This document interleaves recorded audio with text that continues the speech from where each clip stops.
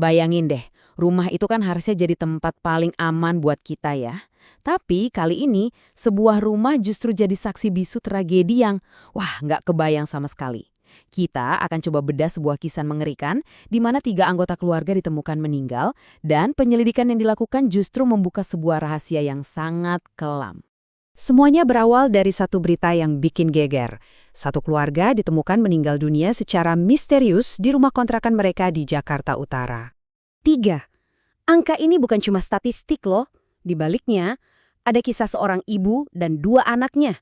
3 nyawa hilang dalam satu malam di satu-satunya tempat di mana mereka seharusnya bisa merasa paling aman, ya di rumah mereka sendiri. Oke, biar kita semua paham gimana tragedi ini bisa sampai terjadi, kita akan ikuti jejak para penyelidik ya.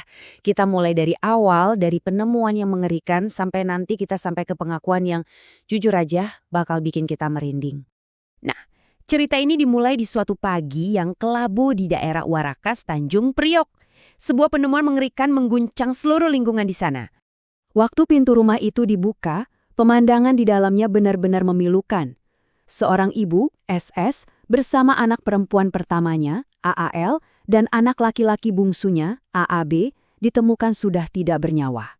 Satu keluarga, hancur dalam sekejap.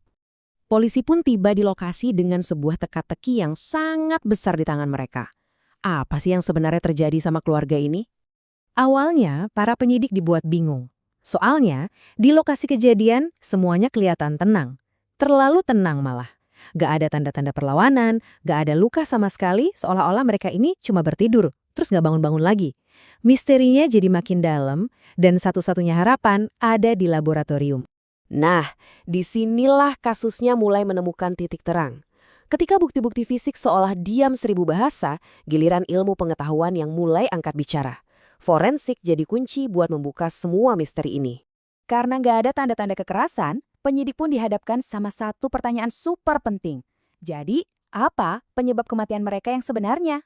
Jawabannya datang dari laporan toksikologi atau ilmu tentang racun. Zat yang ditemuin di dalam tubuh ketiga korban adalah zinc phosphate. Mungkin nama ini asing ya, tapi kalau kita sebut bahan utama racun tikus, nah pasti langsung kebayang nggak? Buktinya kuat banget. Laboratorium kepolisian memastikan kalau ada zinc phosphate di organ dalam para korban. Gak cuma itu, di sebuah gelas yang ditemukan di TKP, ada zat yang sama. Jadi makin jelas kan? Seorang ahli toksikologi ngejelasin cara kerja zat ini.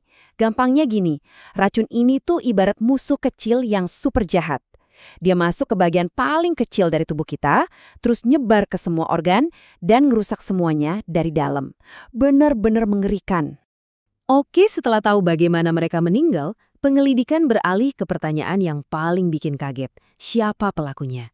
Dan jawabannya ternyata lebih dekat dari yang pernah kita bayangkan.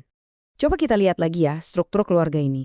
Ibu SS, anak pertama AAL, dan si bungsu AAB, mereka adalah korbannya. Tapi kan masih ada 2 anak lagi di keluarga ini. Mereka ada di mana waktu kejadian? Dan apa yang mereka tahu? Dan kebenaran yang terungkap ini, wah, sungguh di luar dugaan. Pelakunya bukan orang asing yang menyelinap masuk.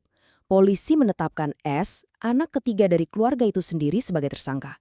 Seseorang yang harusnya jadi pelindung, justru jadi sumber malapetaka. Sekarang, mari kita lihat bagian terakhir dari teka-teki ini. Gimana caranya kejahatan yang begitu keji ini bisa dilakukan dari dalam rumah sendiri? Ini bukan tindakan yang spontan. Kelihatannya, setiap langkahnya sudah direncanakan dengan sangat dingin. Pelaku mengaku dia beli racun tikus, terus dengan tenang dicampurin ke dalam teh. Lalu, dengan tangannya sendiri, dia menyuapi ibu dan saudara-saudaranya yang lagi nggak berdaya pas mereka lagi tidur.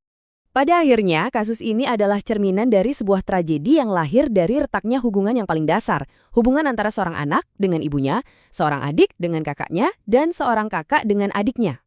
Secara hukum, kasus ini mungkin akan segera ditutup ya. Pelakunya sudah teridentifikasi. Tapi buat kita, misteri yang sesungguhnya justru baru dimulai. Apa yang bisa mendorong seorang anak melakukan hal sekeji ini ke keluarganya sendiri? Dinding rumah itu menyimpan jawaban yang mungkin gak akan pernah kita tahu dan meninggalkan kita semua dengan pertanyaan yang akan terus menggema.